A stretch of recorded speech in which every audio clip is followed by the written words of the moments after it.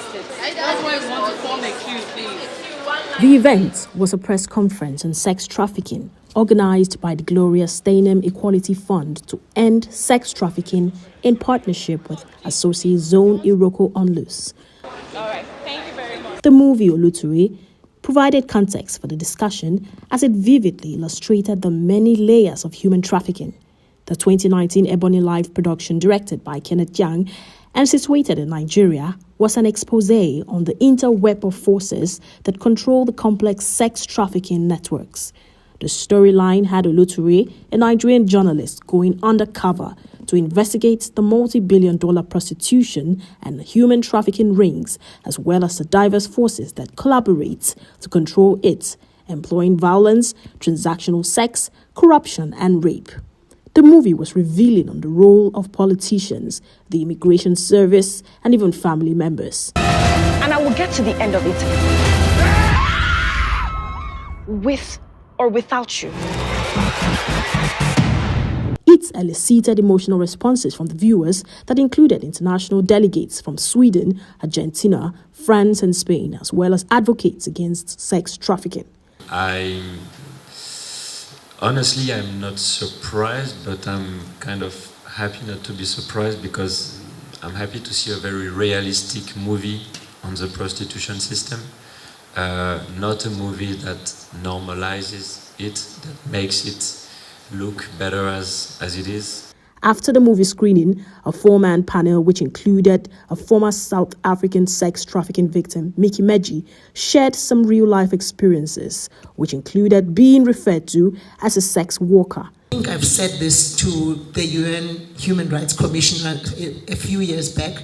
Whether or not you call me a sex worker, a prostitute, a whore, or it does not change my experience. In fact, I feel utterly insulted when somebody refers to me as sex worker, and also utterly insulted when somebody refers to my experience in the sex trade as sex work.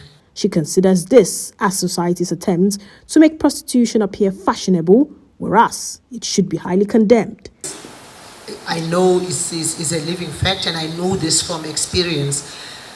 And the last scene where, in full view of people and law enforcement people who were just ignorant while this woman was being beaten up, being carried unconscious on the shoulder of a man, reminds me of a place called, in South Africa, where I come from, there is a big brothel, so where these women will end up when they go to Europe. A big brothel called Mavericks, which is situated just opposite the police station. And in South Africa, if I may say, the legal framework criminalizes all aspects of the system of prostitution, including pimping, brothel keeping, the sale and the purchase of sexual acts. But still, this goes on opposite, right opposite. If you go to Cape Town, Batekan Street, the police station is holding one corner and Mavericks holds one corner.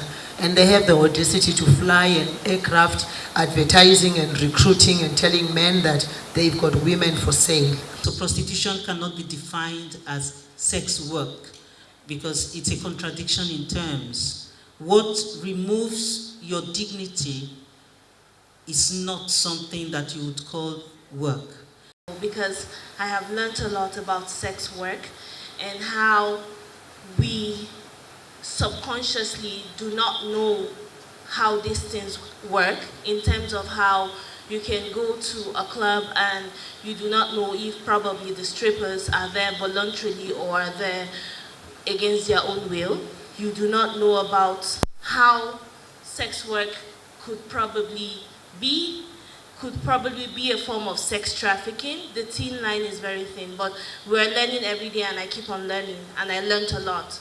So what I would like to know is probably how can we engage men, because men are the consumers of the sex market. In response to audience questions on how transactional sex can be demarketed to stop the unwholesome demand, French Delegate Executive Director CAP Jonathan Machla said policies that stifle the trade is the way to go.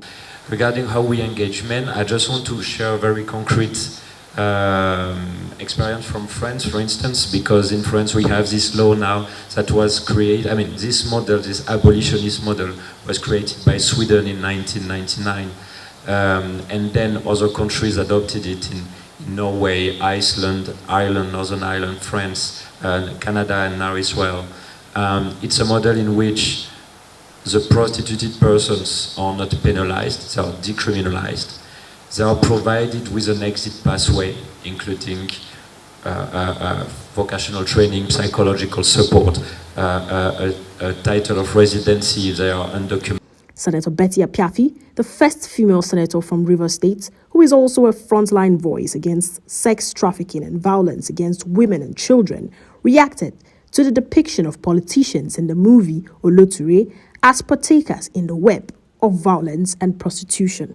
There's need to stop the demand, because for as long as there is demand for sex, the traffickers will continue to traffic, you know. So it's, again, like they said, it criminalize the demand. Then, of course, do enlightenment to make more men get involved. And again, you know, the lady from South Africa said something interesting. She doesn't allow television to be watched in her house because television is not depicting the truth about sex trade. So we need more of this kind of movies, more of this showing on our television, so that people will understand the dangers involved. Nkechi Enete, Deputy Controller, Immigration, however, disagreed with the portrayal of the Immigration Service as part of the collaborators in the nefarious business. I want to ask you, I hope you're not pissed off with what you said. I was a little pissed off because immigration has moved from that to where we are now. And where we are, our CG has been training and retraining us on how to treat. Well, there's even this course on horsemanship.